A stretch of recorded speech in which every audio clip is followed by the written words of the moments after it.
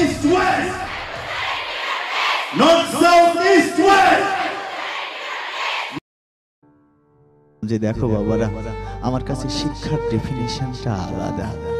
তোমরা হয়তো ভাবছো যে শিক্ষা মানে একটা গর্জিয়াস লুক, তোমরা হয়তো ভাবছো শিক্ষা মানে একদম দারুণ উচ্চারণ করে কথা বলা, তোমরা হয়তো ভাবো শিক্ষা মানে হলো অনেক অনেক লিটারেচার সম্পর্কে অনেক অনেক বেশি বেশি জানা, তোমরা হয়তো ভাবছো মানে শিক্ষা হলো এটাই যে বড় বড় বিশ্ববিদ্যালয় থেকে অনেক অনেক বড় বড় ডিগ্রি নেওয়া। কিন্তু আমার কাছে শিক্ষার মানে একটু আলাদা। আমি বিশ্বাস করি বাবা, দেখো আমি এই চিন্তা ভাবনাকে যখন থেকে মনে প্রাণে লালন করেছি এবং আমার ছেলে মেয়েদেরকে যখন এই অ্যাপ্রোচটা ইনশিওর করবার চেষ্টা করেছি, তখন আমার ছেলে মেয়েরা বিবেকবান হয়েছে।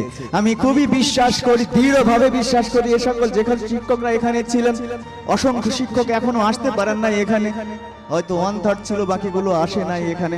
কয়েকজন শিক্ষকই কথাবার্তা বললো, হয়তো তারা দারুণ স্মার্ট, দারুণ করে পড়ে, দারুণ কৌশলী, কিন্তু আমি এটা বিশ্বাস করি শুধু কৌশলী বা দারুণ ভাবে বেশি বেশি পড়িয়ে আমার ছেলে মেয়েকে ভালো ছাত্র বানানো যাবে না।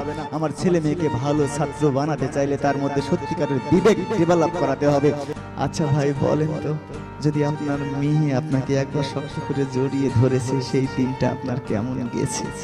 আন্তরিকভাবে আপনাকে জড়িয়ে ধরে বলেছে, বাবা তুমি আমার জন্য এত পরিশ্রম করছো, আমার জন্য এত কষ্ট করছো, তুমি ভালো আছো তো? একটা কথাও কখনো ওই বাবাকে যদি বলা হয়, আমি মাঝে মাঝে ছেলে মেয়েদেরকে বলি, বুড়ি জানিস এই কথাটা শুনবার পরে তোর ওই বাবাটা চিৎকার করে বলবে একাকী হলেও যে আমি সার্থক, আমি সফল, যে আমার অন্তত একজন হলেও আমাকে জিজ্ঞাসা করেছে যে আমি ভালো আছি কিনা। ও বুড়ি, আমি শান্তির খুঁজে মানে এখানে সেখানে ঘুরে ঘুরে একটা রাস্তায় খুঁজে পেয়েছি শান্তিকার, সত্যিকারের শান্তির জায়গাটা হলো তোমার বাড়ি, তোমার মা, তোমার বাবা ওই একটা জায়গাতে আছে। তুমি হয়তো মনে মনে ভাবছো আমার বাবা আমার খোঁজ খবর রাখে না, আমার মা অশিক্ষিত, কিসের আমাকে ইনস্ট্রাকশন করবে, আমাকে কি শিখাবে, সে কিচ্ছু বোঝে না, সে শুধু রান্না করায় আর খাওয়ায়। তুমি কি জানো বুড়ি, তোমার মাকে জিজ্ঞাসা করে দেখো, সে হয়তো প্রার্থনা করতেও জানে না, এজন্য এইভাবেই প্রার্থনা করে। আর চুলাতে আগুন দিতে দিতে ওই আগুন জ্বলছে আর আগুনের দিকে তাকিয়ে তাকিয়ে বলে, হে আল্লাহ, হে আল্লাহ, তুমি প্রয়োজনে আমাকে আগুনে পোড়াও, কিন্তু আমার সন্তানের ভালো করো। আমি এই অনুভূতি আমিও আগে বুঝতাম না। আমার যখন সন্তান হয়েছে কেবল তখন আমি বোঝা শুরু করেছি। সন্তান অসুস্থ হয়, ডাক্তার ডেকে মেডিসিন নিয়ে আসা হয়, সন্তান সুস্থ হয় না।